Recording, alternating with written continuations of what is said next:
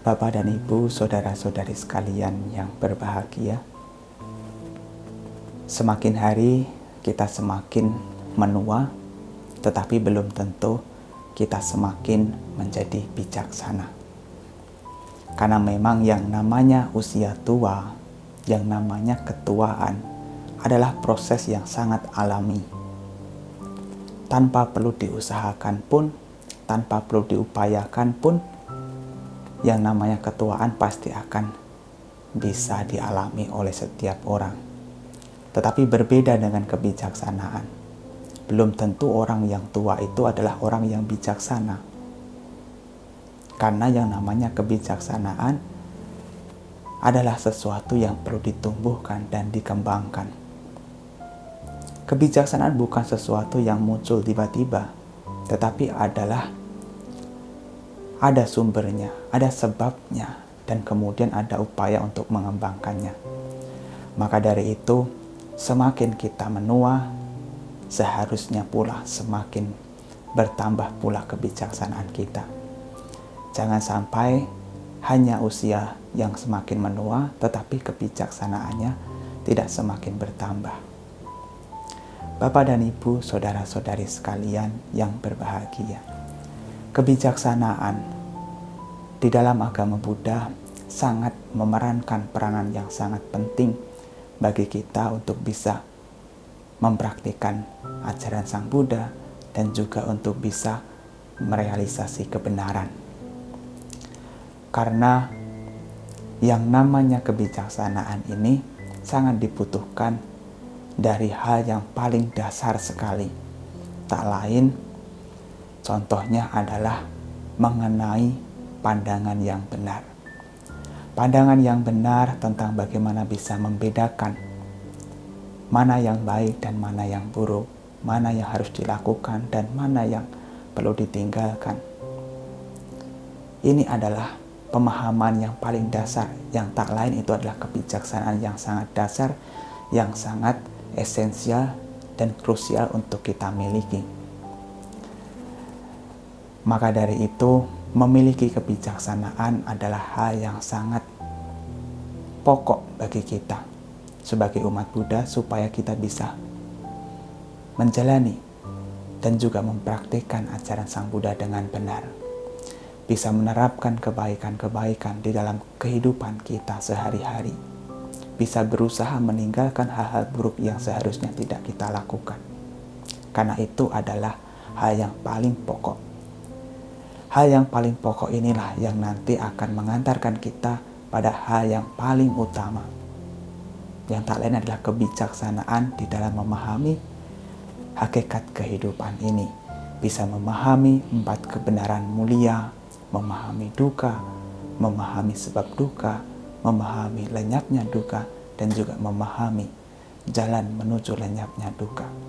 Ketika kita bisa sampai pada titik pemahaman ini, maka kebijaksanaan kita sudah pada ujungnya, sudah pada puncaknya.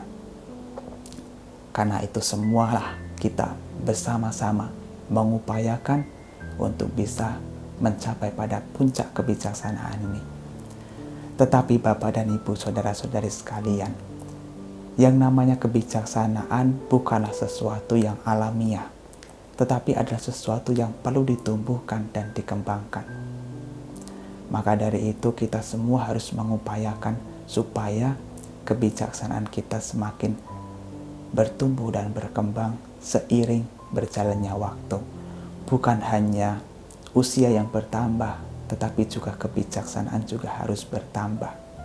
Bukan hanya badan atau fisik yang bertambah, tetapi juga kebijaksanaan juga harus bertambah. Ini yang harus kita senantiasa renungkan. Karena mengingat Dhamma ajaran Sang Buddha adalah kebijaksanaan untuk bisa melihat kebenaran. Dan Sang Buddha sendiri juga mengatakan bahwasanya sifat dari Dhamma adalah Pacatang Weditabo Winyuhi, yang artinya Dhamma direalisasi oleh mereka yang bijaksana. Kalau kita tidak menjadi orang yang bijaksana, maka sangat mustahil untuk bisa merealisasi kebenaran. Sangat mustahil untuk bisa merealisasi ajaran Sang Buddha. Maka dari itu, di kesempatan yang lain pula Sang Buddha mengatakan bahwasanya panyawantasa yang dhammo, nah yang dhammo itu panyasa. Dhamma ini atau ajaran ini diperuntukkan oleh mereka yang bijaksana, bukan untuk mereka yang tidak bijaksana. Artinya apa? Dhamma ajaran Sang Buddha diajarkan dan akan bisa dipahami oleh mereka yang bijaksana. Sementara mereka yang tidak bijaksana, maka akan menganggap ajaran Sang Buddha adalah sesuatu yang mungkin sia-sia, yang mungkin tidak bermanfaat. Tetapi mereka yang bijaksana akan bisa merealisasi ajaran Sang Buddha hingga bisa memahami hakikat kehidupan ini dengan baik dan benar.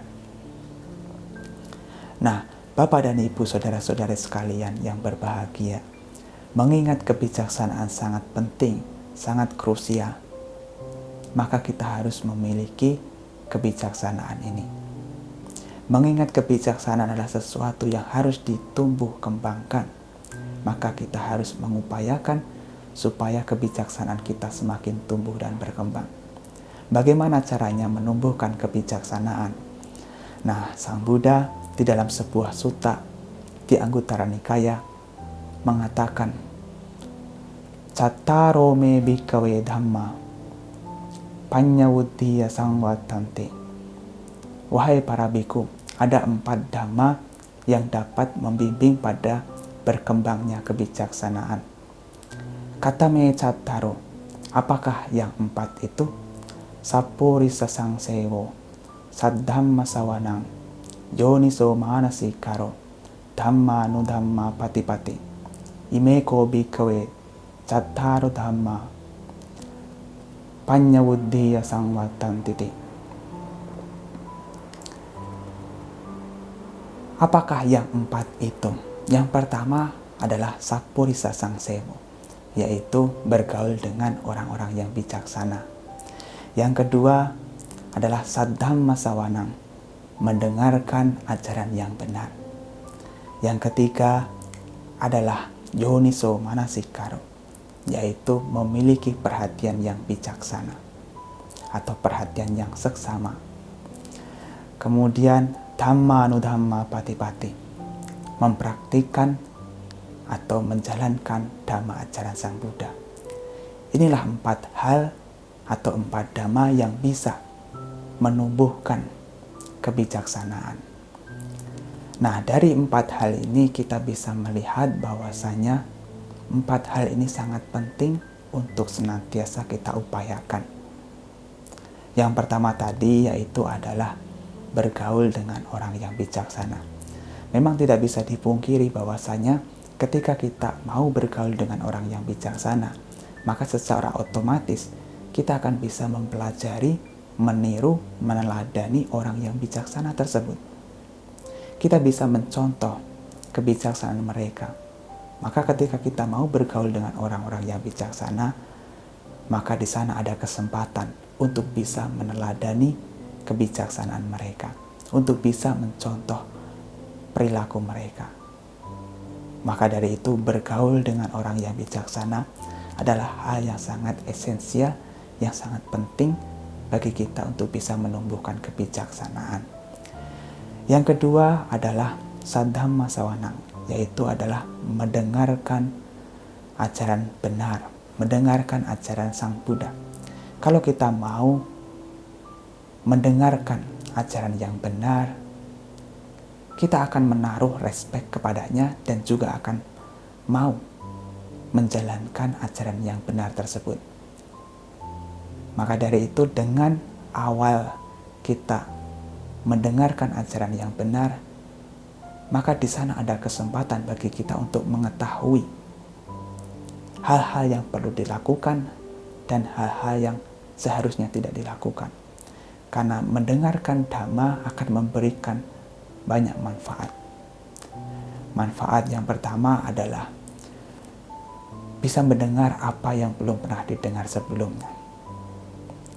Kalau sudah mendengar sebelumnya, bisa memperkokoh kembali. Kalau ada keraguan-raguan, bisa dilenyapkan. Nah, maka dari itu mendengarkan Dhamma ini sangat bermanfaat untuk menumbuh kembangkan kebijaksanaan. Maka jangan bosan untuk mendengarkan Dhamma, karena dengan mendengarkan Dhamma di sana nanti ada kesempatan untuk bisa menumbuhkan kebijaksanaan. Nah, kemudian yang ketiga adalah yoniso manasikara. Yang tak lain adalah perhatian yang bijaksana atau perhatian seksama.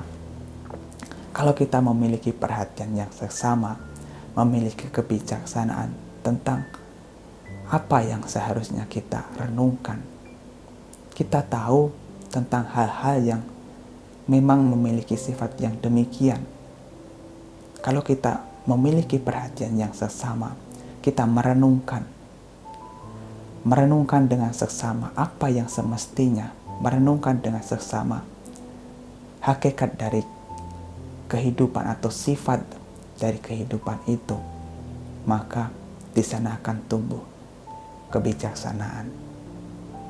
Nah, kemudian yang keempat adalah Dhammanudhamma Patipati, menjalankan Dhamma ajaran Sang Buddha. Nah, tak bisa dipungkiri bahwasanya kalau kita mau menjalankan ajaran Sang Buddha atau menjalankan ajaran yang benar, maka di sana akan terdorong bagi kita untuk menumbuhkan kebijaksanaan dan juga mengembangkannya. Karena Dhamma ajaran Sang Buddha adalah Dhamma yang sangat luar biasa, dibabarkan oleh orang yang maha bijaksana. Dan Dhamma ajaran Sang Buddha adalah kebijaksanaan beliau. Setelah Sang Buddha memahami hakikat kehidupan, memahami kebenaran, maka beliau membabarkan Dhamma tersebut.